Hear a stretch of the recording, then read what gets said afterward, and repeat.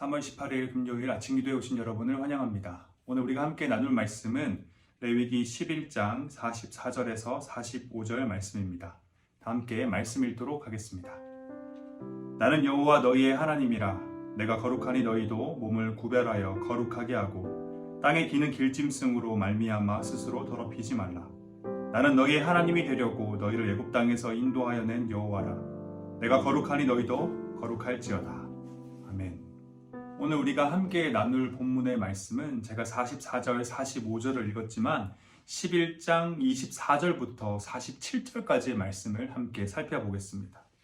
오늘 본문에 해당하는 11장 24절부터 47절까지의 말씀은 동물의 사체를 만지거나 옮겼을 경우, 그리고 동물의 사체가 나무 그릇을 비롯한 물건에 닿았을 경우, 그리고 마지막으로 먹을 만한 짐승의 사체를 만지거나 먹었을 때, 그리고 옮겼을 때에 관한 이야기를 담고 있습니다.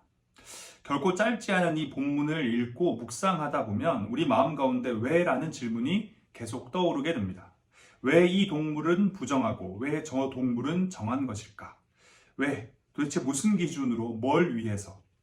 이런 궁금증은 우리뿐만 아니라 다른 많은 성도들과 신학자들에게도 있었습니다.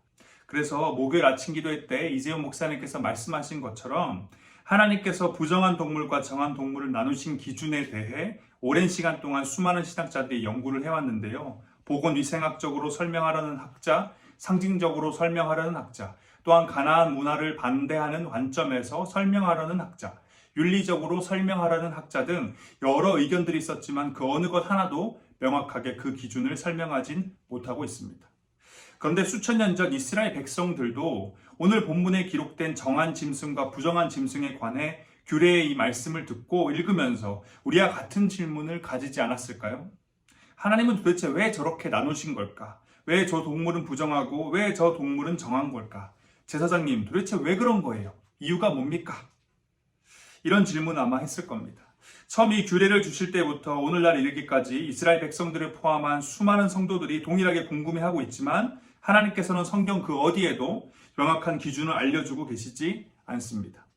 46절, 47절의 기록에 따르면 하나님께서는 짐승과 새와 물에서 움직이는 모든 생물과 땅에 기는 모든 길짐승에 대한 규례를 정해 주시며 부정하고 정한 것과 먹을 생물과 먹지 못할 생물을 굉장히 구체적으로 자세하게 분별했다라고 말씀하십니다. 그런데 정작 그 기준은 그 어디에도 말씀하지 않으십니다. 레위기 말씀 가운데 드러난 이런 하나님의 모습은 지금 이스라엘 백성들이 주목해야 하는 건 부정한 것과 정한 것을 분별하는 것이지 그것을 나누는 기준이 무엇인지 아는 게 아니라는 걸 보여주고 있습니다. 하나님께서는 오늘 본문 43절, 45절에서도 이런 의도를 보여주십니다. 너희는 기는 바 기어다니는 것 때문에 자기를 가증하게 되게 하지 말며 또한 그것 때문에 스스로 더럽혀 부정하게 되게 하지 말라.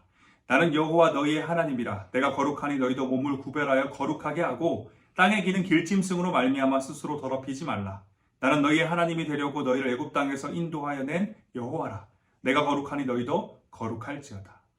하나님께서는 정한 짐승과 부정한 짐승에 관한 11장의 말씀을 마무리하시면서 3절에 걸쳐 스스로 부정하게 하지 말며 거룩하게 하라 강조하고 계십니다. 그리고 44절과 45절의 앞부분에서는 2번에 걸쳐 나는 너희의 하나님이다 말씀하고 계십니다. 너희의 하나님이다라는 것은 하나님께서 이스라엘 백성들의 주인, 왕이 되신다는 의미입니다. 그리고 당연히 이스라엘 백성들은 하나님의 종, 백성이 된다는 것이죠. 하나님께서는 이스라엘 백성과 주인과 종, 왕과 백성의 관계를 맺으시기 위해 애굽 땅에서 이스라엘 백성들을 구원해 내셨습니다.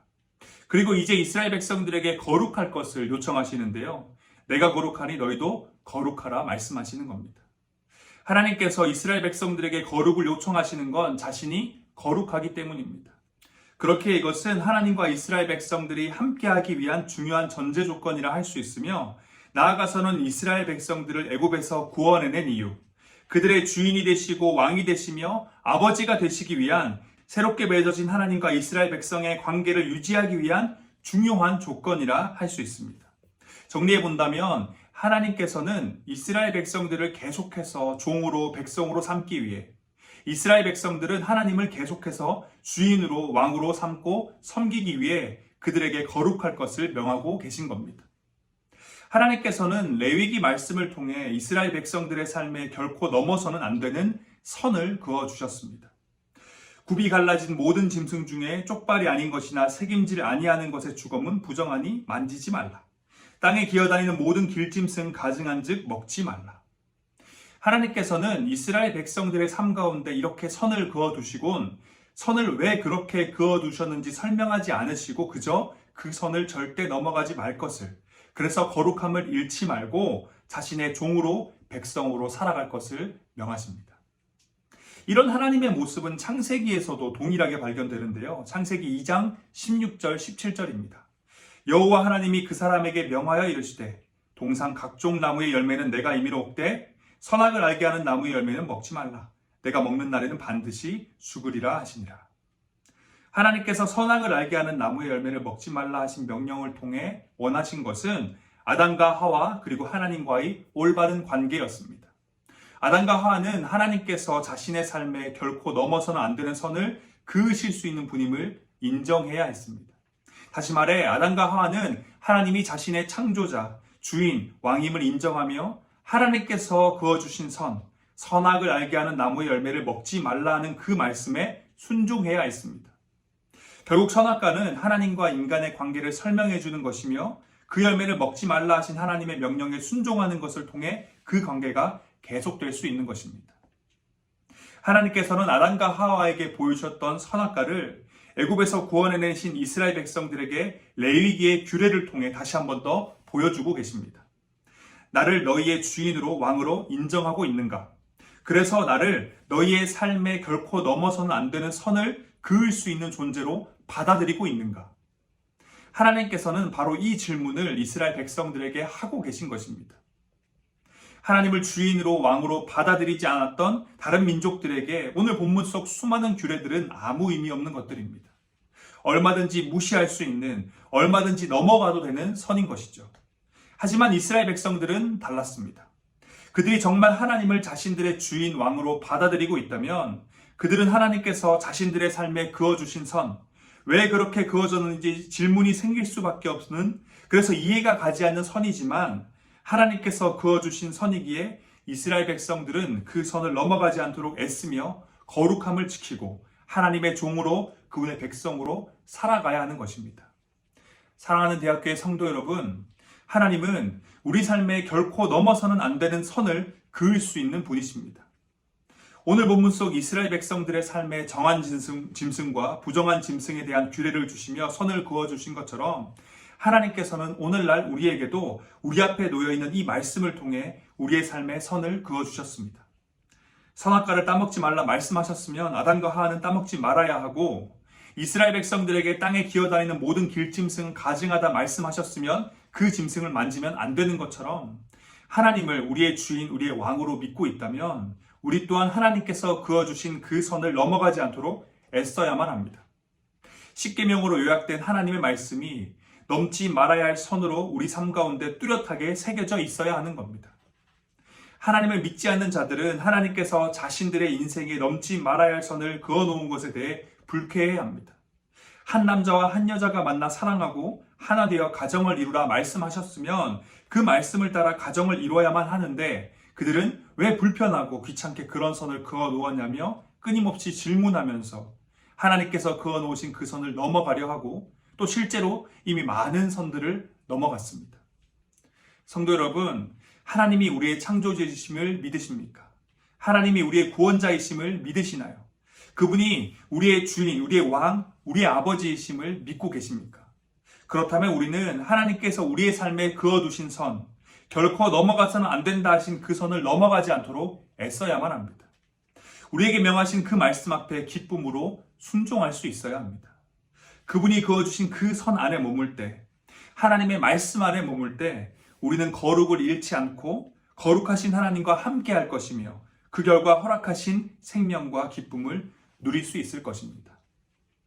오늘 본문에서 확인할 수 있는 또 다른 가르침 한 가지는 가나안 땅에서 선을 지켜야 한다입니다.